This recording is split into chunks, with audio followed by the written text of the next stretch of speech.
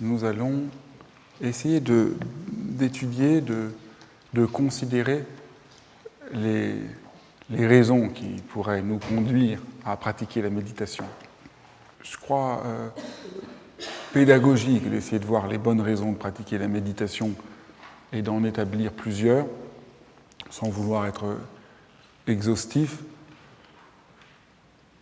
pour vraiment rendre clair que la dimension de gratuité, d'inutilité de la pratique ne veut pas dire qu'elle n'a pas des bénéfices et qu'on n'a pas plein de raisons de s'engager dans la pratique.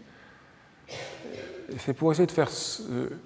nous allons travailler un peu en détail ce qui semble de loin un paradoxe, mais qui ne l'est pas, car disons-le à nouveau, avoir une raison pour pratiquer, avoir un dessein, n'est pas la même chose que d'avoir un but. Et on a un dessein d'autant plus juste que la méditation n'est pas instrumentalisée. Et le problème du but, c'est en l'instrumentalisant, elle cesse d'être pratique, elle cesse d'être pratique au sens d'une pratique qui s'éprouve, et elle cesse aussi au fond d'être véritablement méditation, qui est le fait d'entrer sans savoir à l'avance en relation avec ce qui est. Et si j'ai un but, cette ouverture est perdue. La première chose évidente, c'est que la méditation nous apprend à vivre au présent. Si on essaye de le dire un peu plus précisément, on pourrait dire que méditer nous apprend à faire confiance dans le présent vivant. Et à partir du fait qu'on puisse faire confiance dans le moment présent, on peut commencer à l'apprécier davantage et même à le chérir. Faire confiance dans le moment présent, c'est peut-être la leçon de la pratique. Car dans notre vie, au fond, on n'a pas trop confiance dans le moment présent. On a assez peur de ce qui va nous arriver. On est pris, disons, par le jeu de l'espoir et de la peur qui nous empêche d'avoir une relation simple et ample. J'aime beaucoup ce que dit Rainer Maria Rilke. Nous vivons mal parce que nous appréhendons le présent de manière inapte, inachevée, distraite. Inapte, c'est-à-dire vraiment sans l'habileté nécessaire.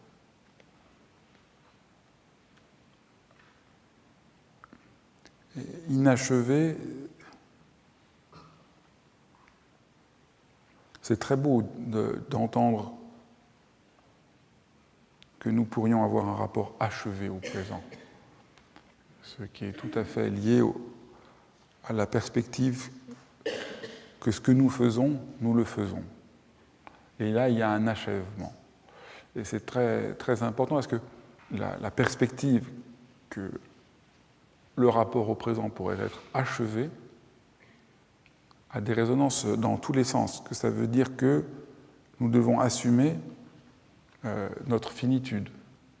Nous avons souvent la croyance inaperçue qu'aucun achèvement pour nous n'est possible. Vous faites votre thé, vous n'avez pas une tasse de thé le matin. Nous n'avons pas trop tendance à penser que nous pourrions le faire dans un achèvement complet. Qu'en soit, le monde entier y est.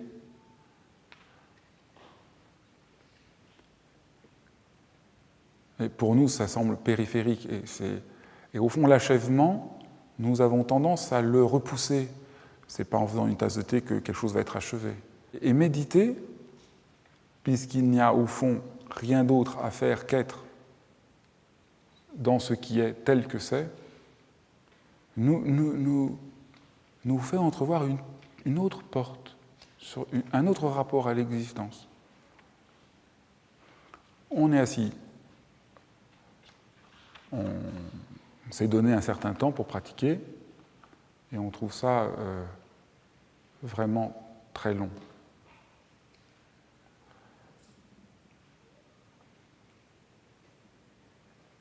Vous êtes obligé à un moment de lâcher l'idée que vous allez pouvoir contrôler la séance.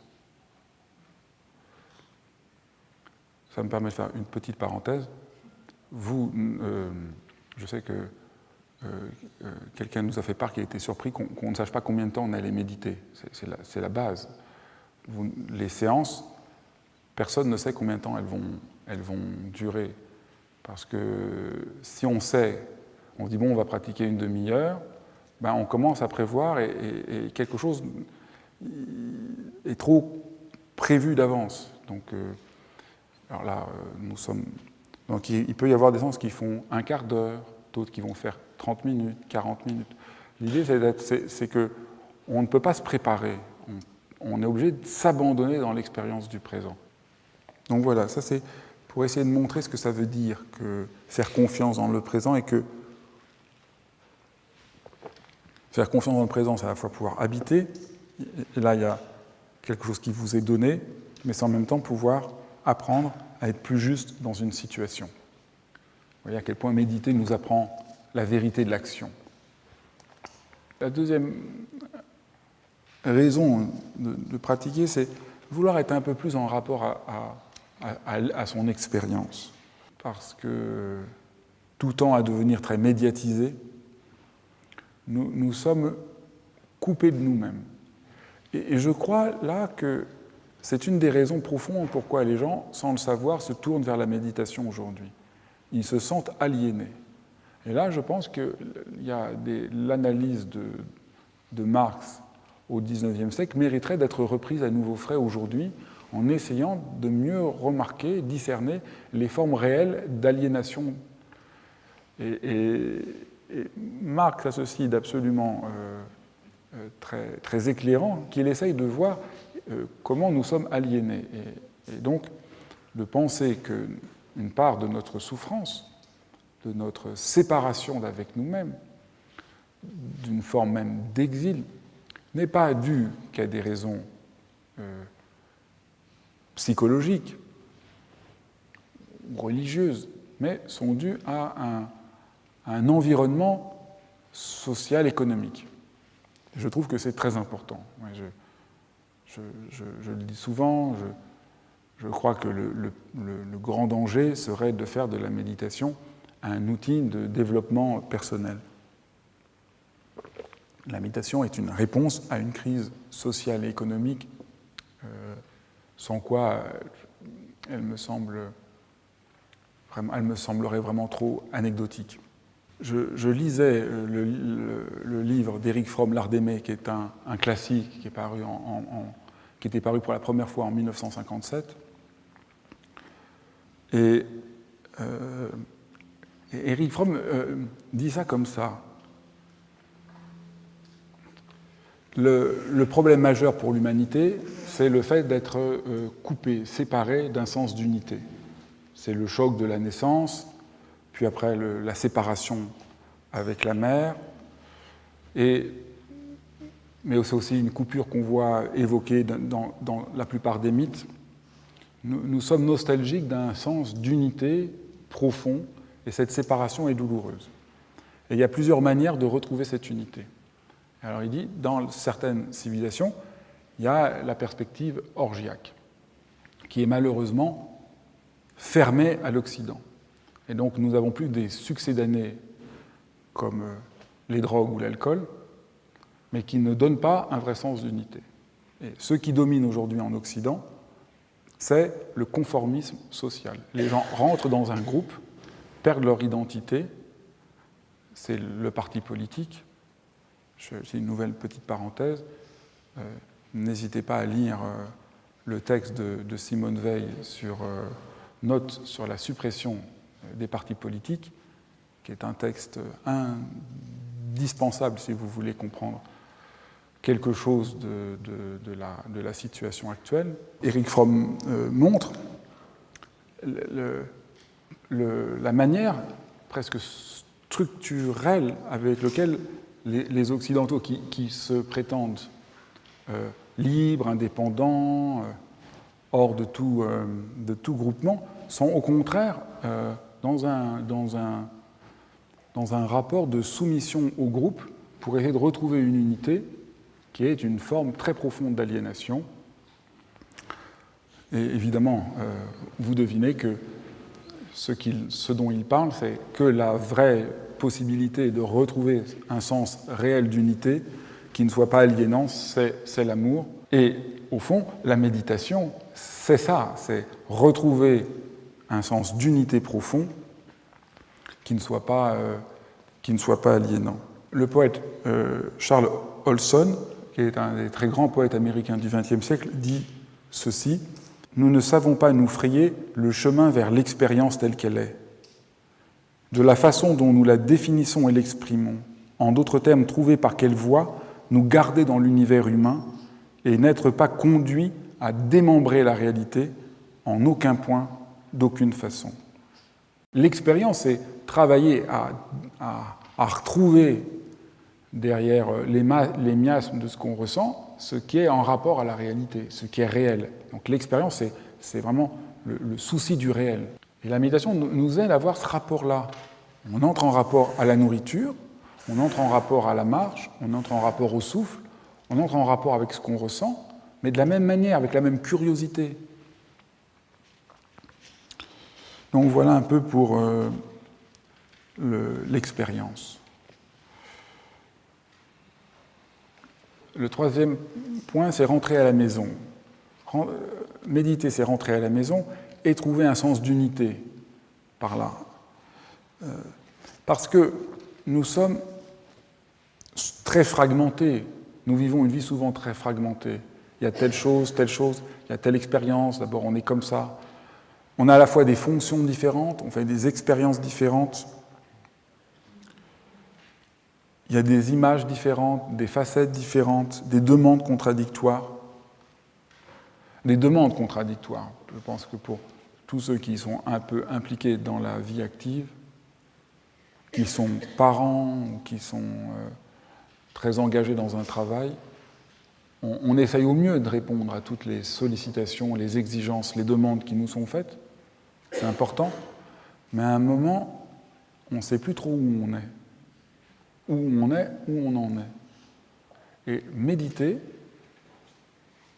étrangement, parce qu'on ne fait rien de spécial, mais étrangement, nous ramène à la maison. Et c'est très important parce que vous pratiquez, vous faites juste être là, revenir au moment présent, et ça suffit, alors que d'un seul coup, quelque chose cesse, une sorte de bavardage, de peur, de soucis obsédés du confort. Quelque chose cesse, et c'est là. Vous êtes là. Vous sentez que vous retrouvez un espace vrai. C'est ouvert. J'ai le droit d'habiter là. Vous êtes absolument soulagé. C'est très intrinsèque. Nous découvrons la profondeur de notre être qui n'a pas besoin de preuves.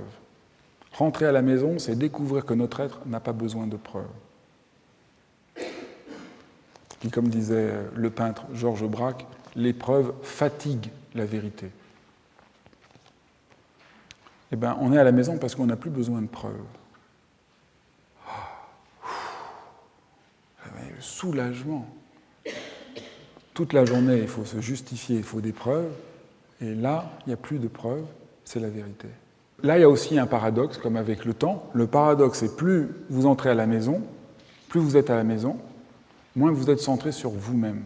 Et plus vous êtes vous-même. Et je trouve qu'une des plus belles formules pour dire ça, c'est d'Alan Watts, Alan Watts était vraiment un des pionniers de l'ouverture à l'Orient dans les années 50, 60, 70 aux États-Unis. Et il disait « Plus j'avance profondément en moi, plus je m'éloigne de moi, sans cesser pour autant d'atteindre mon propre cœur. » Et ça, c'est beaucoup mieux dit que ce que j'essayais de vous dire hier en disant « Méditer, ce n'est pas un travail d'introspection, on ne rentre pas en soi. C'est ça que j'essaye de pointer, cette expérience. Vous êtes absolument vous-même et vous n'êtes plus centré sur vous-même. Et vous êtes pourtant au centre de votre vie. Vous êtes, vous voyez, c'est la différence de trouver un centre et de se prendre pour le centre du monde. Donc méditer, ce n'est pas se prendre pour le centre du monde. Plus j'avance profondément en moi, et plus je m'éloigne de moi, sans cesser pour autant d'atteindre mon propre cœur. Et ça, c'est très profond parce que quand on entre en rapport à soi, en rapport à cet espace, quand on rentre en rapport à cette expérience de rentrer à la maison, on sent les choses ne sont plus fragmentées, notre expérience n'est plus fragmentée, nous sommes en rapport à un sens d'unité qui est d'emblée ouvert au monde. La quatrième raison de pouvoir s'engager dans la pratique, c'est de vouloir être responsable de sa vie, être responsable de son existence. C'est de vouloir mieux regarder ce que nous faisons. Regarder ce que nous faisons, regarder ce que nous sommes.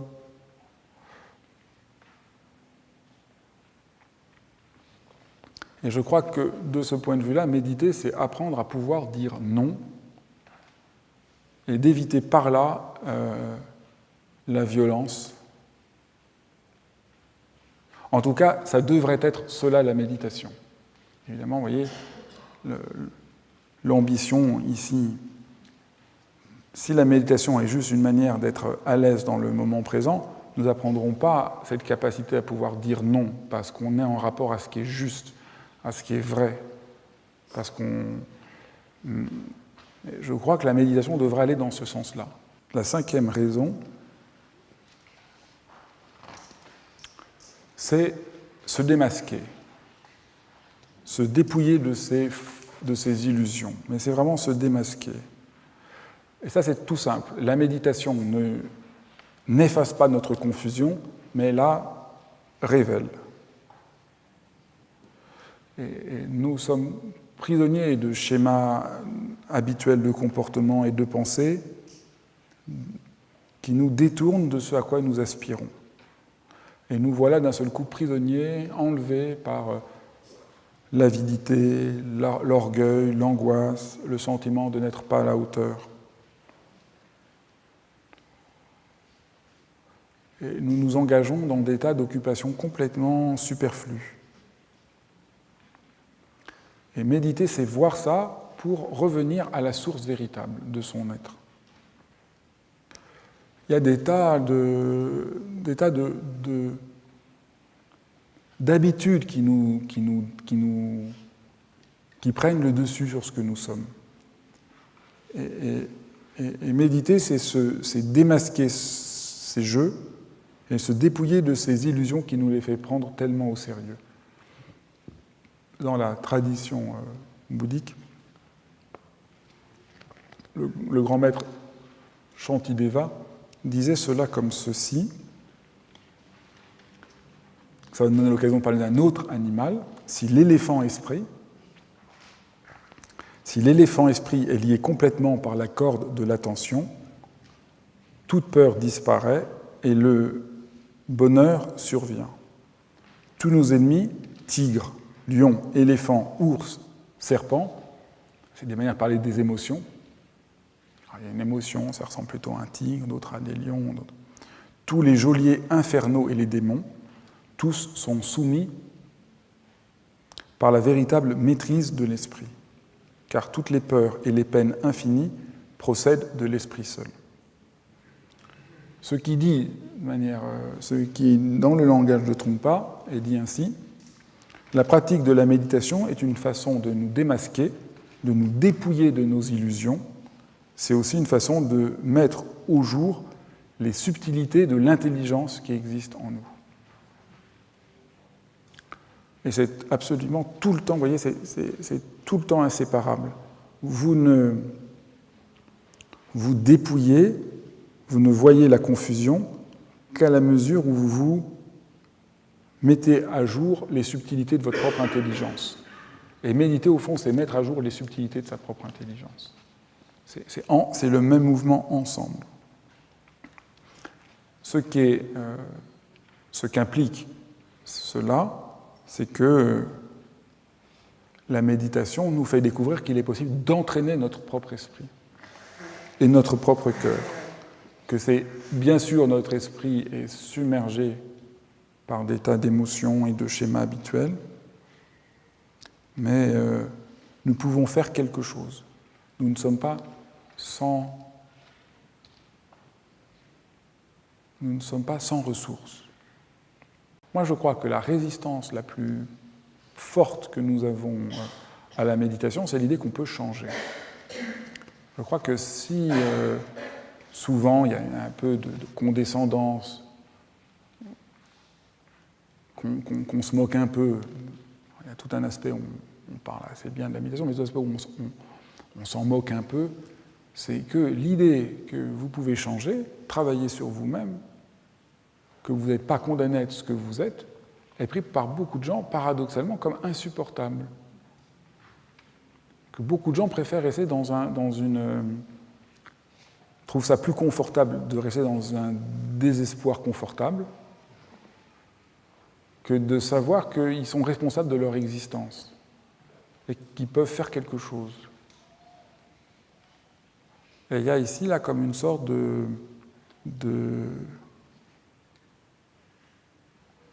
Oui, il y a quelque chose de tout à fait malheureux dans l'idée qu'on peut, au fond, pas faire grand-chose. L'idée qu'au fond, le seul effort à faire, c'est s'activer davantage. C'est vraiment une attitude cynique très profonde.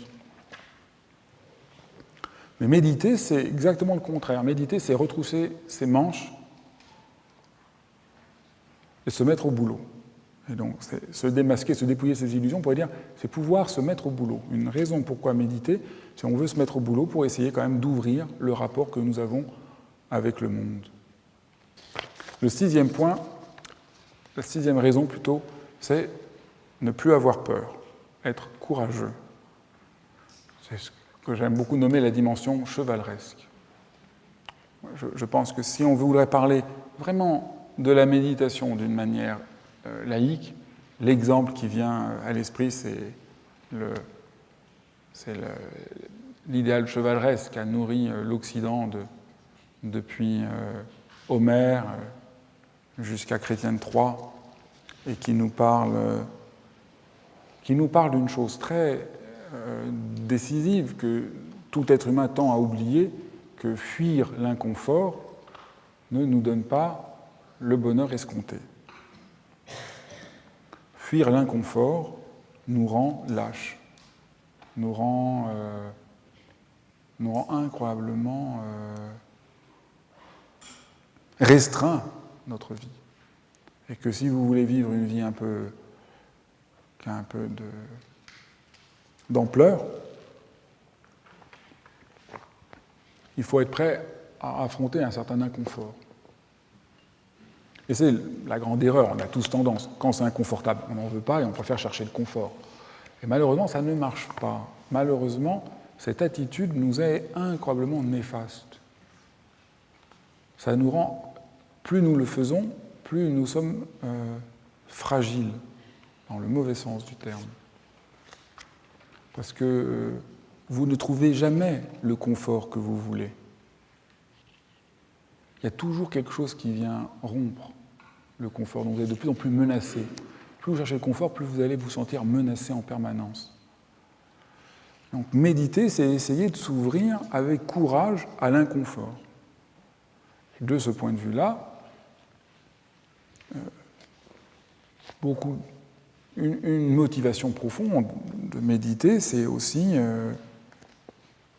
d'essayer d'apprivoiser un peu la maladie, la vieillesse et la mort. Et c'est une très bonne raison de pratiquer pour essayer d'être un peu moins terrorisé par la maladie, un peu moins terrorisé par la vieillesse, voir comment on peut entrer en rapport à ce qui est à la fois douloureux et inconfortable, essayer d'habiter cet espace-là. Et c'est très, très, très passionnant. Là aussi, j'ai fait beaucoup de séminaires sur ce thème-là, et j'en referai, donc je ne peux pas complètement développer ça amplement, mais en entrant en rapport à l'inconfort, et donc en faisant naître du courage, je touche la vraie tendresse. C'est tout le paradoxe, c'est que en fuyant l'inconfort, je fuis la possibilité de ma propre tendresse.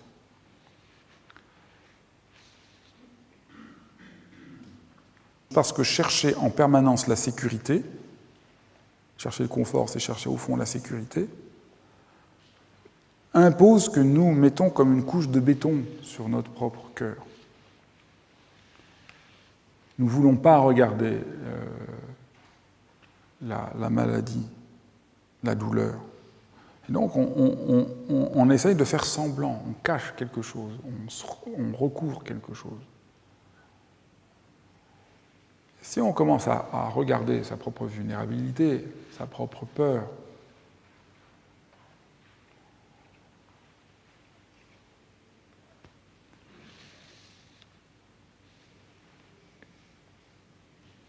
alors nous découvrons comment nous pouvons l'habiter et que nous avons peut-être tort d'avoir peur à ce point de notre tendresse, peur à ce point de ce qui nous rend vulnérables.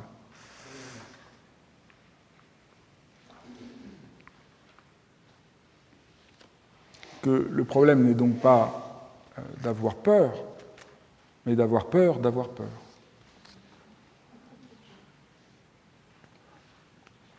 Ce que dit souvent Mandela, dont je vous parlais, ce qui est très précieux, c'est qu'on a beaucoup de témoignages et de récits de Mandela qui racontent.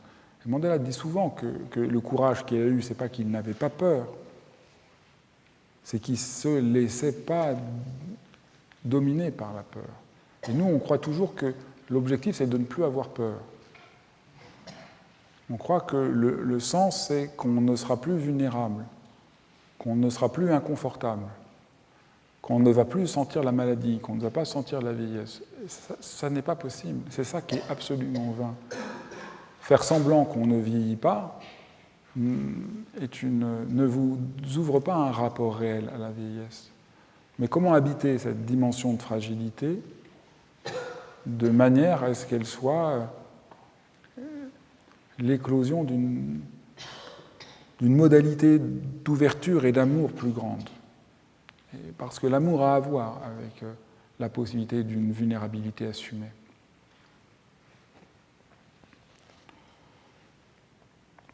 C'est très étrange, vous voyez, parce qu'on parle de ne plus avoir peur, être courageux de la dimension chevaleresque, et on parle ici de la tendresse du cœur. Mais quand on lit les textes, moi j'ai une prédilection pour Chrétien III. Chez Chrétien III, les chevaliers sont tous des êtres qui d'abord ne tuent personne et sont tous pris par une profonde tendresse. Le geste de Lancelot, c'est que par amour pour Guenièvre, la reine, la femme du roi Arthur, avec qui il va passer une nuit d'amour, pour le geste, l'acmé au fond du roman, c'est le moment où Lancelot accepte de monter sur la charrette pour traverser un pont. La charrette où on met les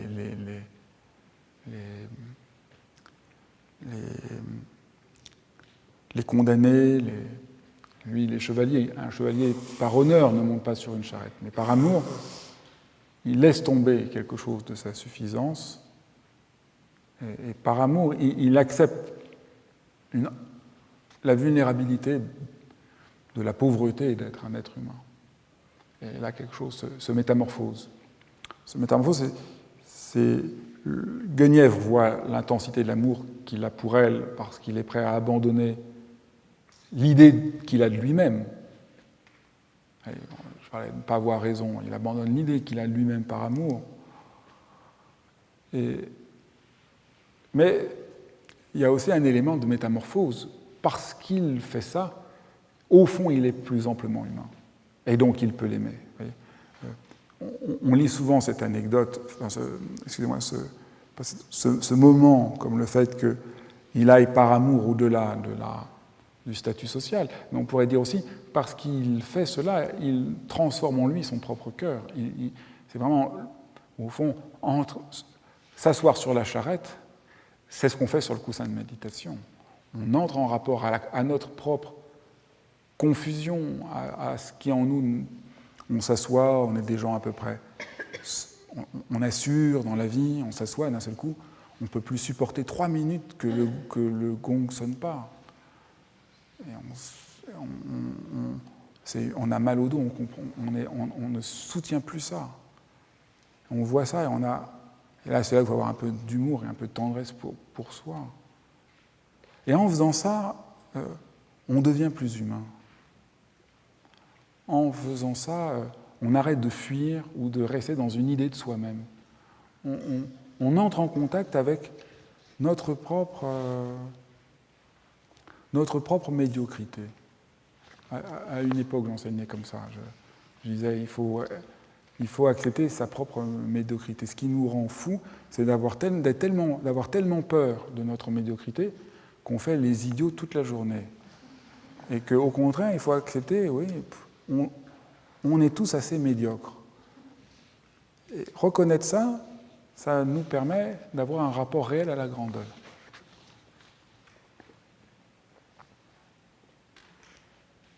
Parce que sinon, on se torture avec une idée de ce qu'on devrait être, qui est une idée, mais... Donc c'est pour ça qu'on pourrait dire, la 6e raison, c'est ne plus avoir peur, être prêt à monter sur la charrette par amour. Accepter notre propre fragilité. Et vous voyez, c'est très révolutionnaire, parce que notre société ne veut pas que nous soyons fragiles. Notre société fait la chasse à la fragilité. Et la méditation, c'est donner place à cette fragilité, parce que cette fragilité est constitutive de toute humanité. La 7e raison, c'est habiter ou découvrir un sens de bonté primordiale et la bonté de notre propre cœur. C'est tout simple, mais en nous posant dans le présent, nous découvrons que le présent ne nous veut pas de mal. Même si c'est inconfortable, même si c'est douloureux, nous voyons bien qu'il y a quelque chose là de bon. Une autre manière d'en parler, c'est de reprendre ce que nous avons vu dans une précédente séance, que aussi prisonniers que nous soyons à un moment de la confusion, à un moment ça s'arrête et nous revenons au moment présent. Et nous sommes complètement perdus en train de faire nos courses au supermarché, alors que nous sommes assis sur notre coussin de méditation. Et nous sommes là en train d'engueuler le vendeur parce qu'on ne trouve pas notre marque de cacahuètes. Donc on est tout à fait frustré. Puis d'un seul coup, on revient. Et là, il y a comme une sorte de bonté, vous voyez, de bonté primordiale, parce qu'il y a quelque chose dans le réel qui nous tend la main. Parfois, dans la pratique de la méditation, on pratique, on a mal partout, on n'en peut plus. On est là et on essaie juste d'appliquer le plus simplement possible la technique, de revenir au moment présent, et d'un seul coup, sans qu'on comprenne pourquoi, tout a changé, le ton a changé, et ce qui, 2 minutes plus tôt, nous irritait, ne nous irrite plus. pour moi, la méditation ne se comprend pas sans la dimension de bonté, de bienveillance aimante. Au fond, le présent que nous découvrons, ce maintenant insurgé, cette ouverture du maintenant, ce moment où on ne revient pas dans le vide, on revient dans quelque chose qui est bon, qui est bon. C'est pour ça qu'il y a un soulagement. C'est pour ça que la méditation, il y a un élément de détente, au sens que nous avons précédemment défini. Il y a un sens de détente, et le fait qu'il y ait cette détente témoigne de cette bonté, cet élément de bonté du réel. On présente souvent la méditation comme le fait de cultiver la paix, de faire la paix. Et c'est juste si on ne mésentend pas ce terme de paix. Souvent, on mésentend le terme de paix en pensant que la paix, c'est l'absence de tout conflit. Et c'est très naïf. Par exemple, le Christ disait très justement « Je ne suis pas venu apporter la paix, mais le glaive. » Ça, c'est la paix. Ça, c'est trouver la paix véritable. Je ne suis pas venu amener la paix, mais le glaive. C'est-à-dire, je ne suis pas venu amener le confort. Je suis venu amener un sens de défi, de réveil. Autrement dit, ce n'est pas la paix comme le confort, l'absence de tension. Parce que si on comprend la paix comme ça, vous pratiquez la méditation, c'est difficile, vous dites, alors moi je veux la paix, donc non, j'arrête. Alors là, je pratique, je suis bien, je suis content. Là. Puis après 5 minutes, non, il n'y a pas de raison que je me fasse du mal, donc je fais autre chose. Puis après, je fais autre chose. Puis après, je fais autre chose. Alors, on voit bien au niveau individuel la catastrophe que c'est. Comment on ne se construit pas, on ne construit rien, et on s'abandonne à l'aveuglement en nous. Mais au niveau social, à quel point là, il y a quelque chose de redoutable. Une des plus belles définitions de la paix que j'ai lues jusqu'à présent, c'est celle de Thomas Merton. La paix n'est pas celle de l'innocence qui n'a jamais péché, ni celle de l'espérance puérile qui n'a jamais connu la tentation du désespoir. C'est au contraire la paix de celui qui a appris à garder son âme sereine au milieu des flammes. Et garder son âme sereine au milieu des flammes, c'est pas ne rien ressentir.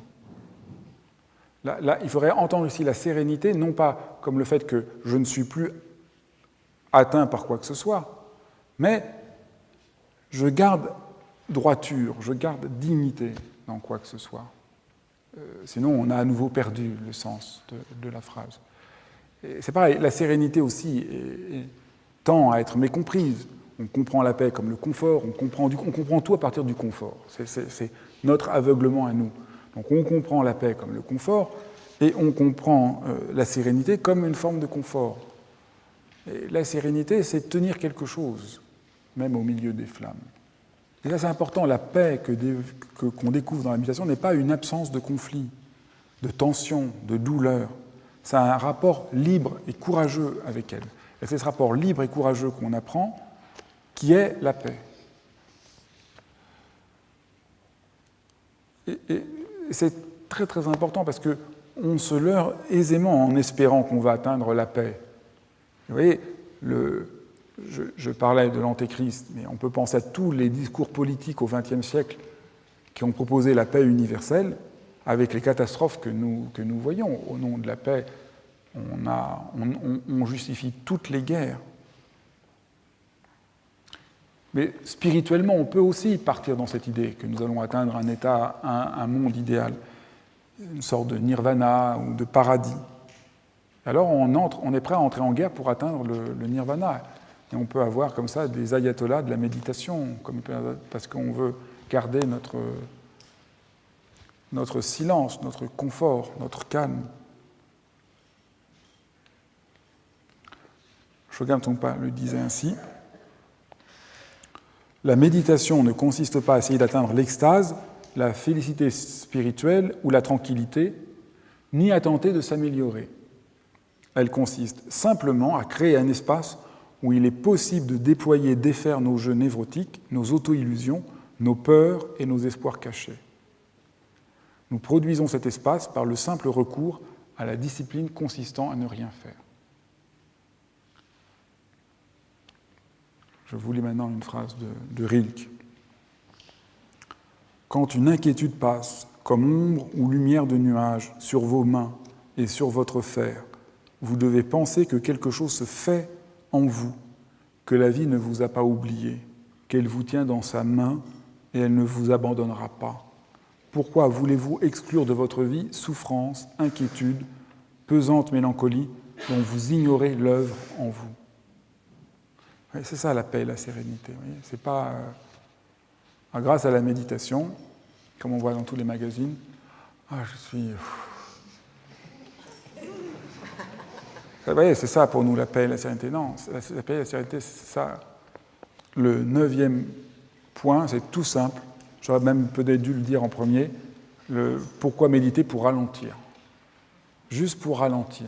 Parce qu'il y a un speed, un stress, une inquiétude, l'angoisse, tout ça refonctionne sur quelque chose qui va trop vite. Et méditer, c'est la manière dont on se pose et dont, avec un microscope, on regarde son expérience, nous permet de vraiment ralentir et regarder beaucoup plus précisément. Et au fond, méditer pour ralentir, pour pouvoir apprécier la vie, pour pouvoir mieux voir ce qui est.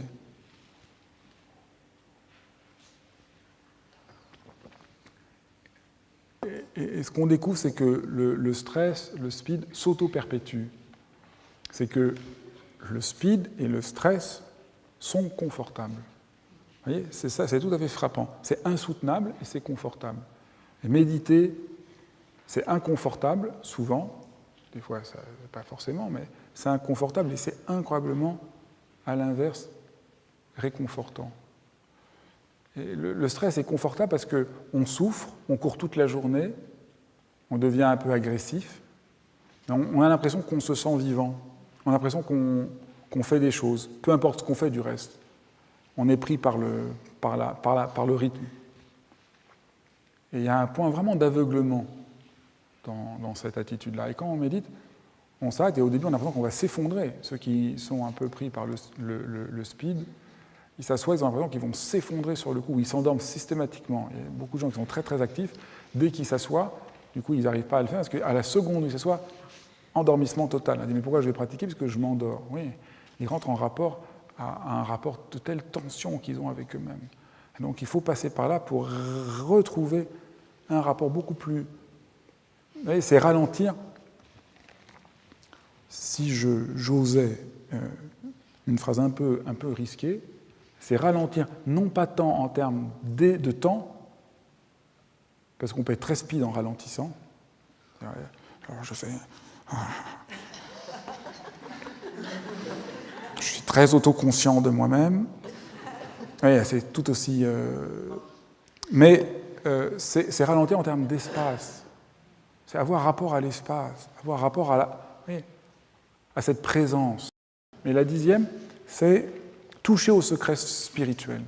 Il y a une dimension spirituelle de la méditation, et peut-être que par la méditation, on touche le secret de toute spiritualité. Dans la tradition bouddhique, là, je vous cite Tartang Tulku, qui est un maître tibétain du XXe siècle, qui disait « La méditation nous permet de prendre directement contact avec notre nature à l'état pur et de découvrir la qualité éveillée qui est toujours présente à chaque instant de nos vies. » C'est tout simple et c'est une expérience. Au fond, qu'est-ce que dit la spiritualité? Parce qu'au fond, en une phrase, qu'est-ce que c'est la spiritualité? Il y a plein de choses complètement confuses. Notre temps tend à confondre spiritualité et une sorte d'élévation dans un ailleurs un peu rêvé. Mais spiritualité veut dire sortir du moi, moi-même et encore moins, toucher une dimension plus vaste de la réalité et plus vaste de notre être. Je trouve que c'est simple, il n'y a pas besoin de chercher midi à 14h. Voilà comment le dit Rilke. Et c'est toujours bien de finir sur Rilke. Nul ne sait combien ce qu'il refuse, l'invisible, nous domine quand notre vie à l'invisible ruse cède invisiblement. Je vous le relis, et c'est très beau parce que c'est un poème en français de Rilke. Ce n'est pas une traduction, c'est un poème français. Nul ne sait combien ce qu'il refuse l'invisible, et au fond, c'est ce que nous faisons, nous passons notre temps à refuser l'invisible. L'invisible au sens de cette ouverture inconditionnelle, de cette nature ouverte. Nul ne sait combien ce qu'il refuse, l'invisible, nous domine. Nous domine pourtant. Nous domine quand notre vie, à l'invisible ruse, cède. Invisiblement. Lentement, au gré des attirances, notre centre se déplace pour que le cœur s'y rende à son tour, lui enfin, le grand maître des absences.